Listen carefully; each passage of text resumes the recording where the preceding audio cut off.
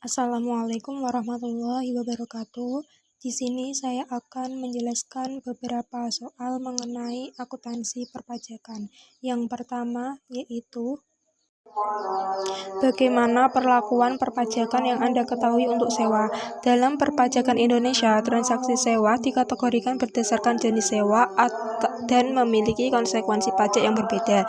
Yang pertama, sewa operasional. Ciri-cirinya yaitu hak kepemilikan tetap pada lesor atau pemilik aset. Kedua, lese atau penyewa hanya membayar sewa secara berkala. Dan yang terakhir, tidak ada opsi kepemilikan di akhir masa sewa. Perlakuan pajak. Yang pertama yaitu bagi lese atau penyewa. Biaya sewa dapat dibebankan sebagai biaya deductible atau mengurangi penghasilan kena pajak selama memenuhi syarat, dibayarkan secara berkala, tidak termasuk komponen pembiayaan atau hanya sewa murni.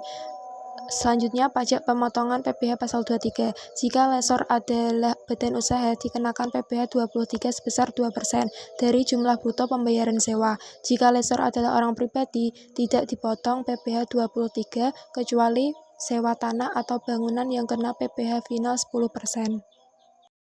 Yang kedua yaitu bagi lesor atau pemilik aset. Pendapatan sewa merupakan objek PPh pasal 23 sebanyak 2% jika lese adalah badan usaha. Jika lese adalah perorangan, lesor harus menyetor sendiri PPh final 10% atau masuk ke penghasilan biasa. Penyusutan aset, lesor tetap menyusutkan aset karena kepemilikan tidak berpindah.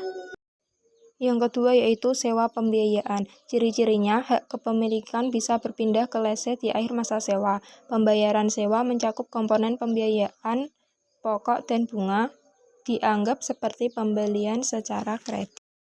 Yang kedua yaitu perlakuan pajak bagi lese, dianggap sebagai pembelian aset sehingga aset dicatat di neraca lese dan disusutkan sesuai masa manfaat. Pembayaran sewa dibagi menjadi dua, yaitu komponen pokok dan komponen bunga. Pajak masukan, jika lesor PKP, PPN dapat dikreditkan oleh lese.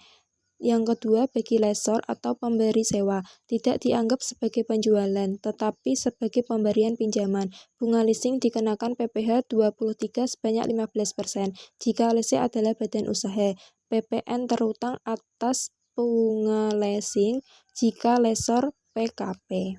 Soal selanjutnya yaitu, berapakah besarnya penyusutan tahun 2011 dan laba atau rugi fiskal atas penjualan kendaraan tersebut.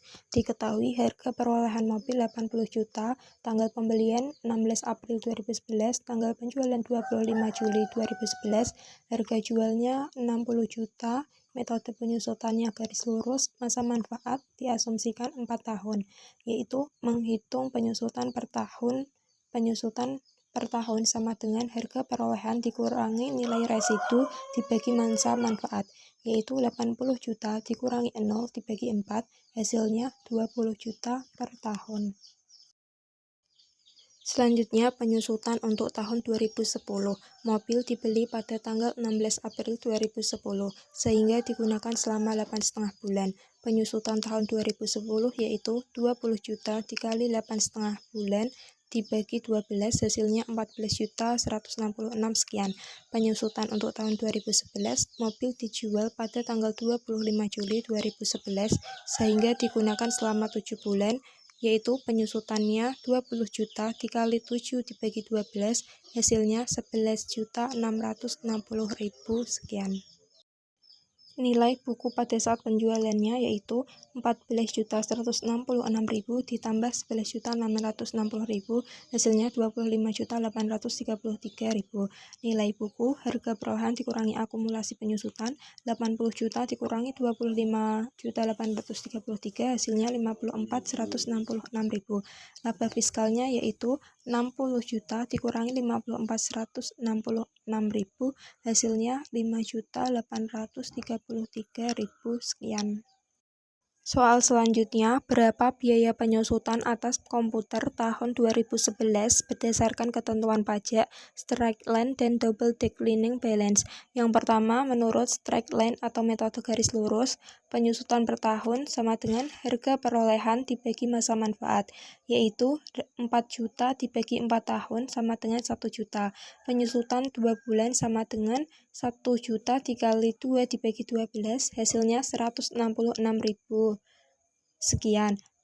Yang B yaitu double declining balance atau metode saldo menurun ganda. Tarif penyusutannya 2 dikali 1/4 sama dengan 50 per tahun.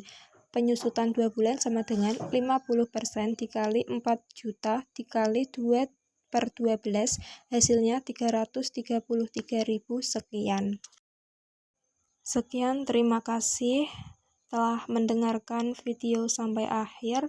Sampai bertemu kembali. Wassalamualaikum warahmatullahi wabarakatuh.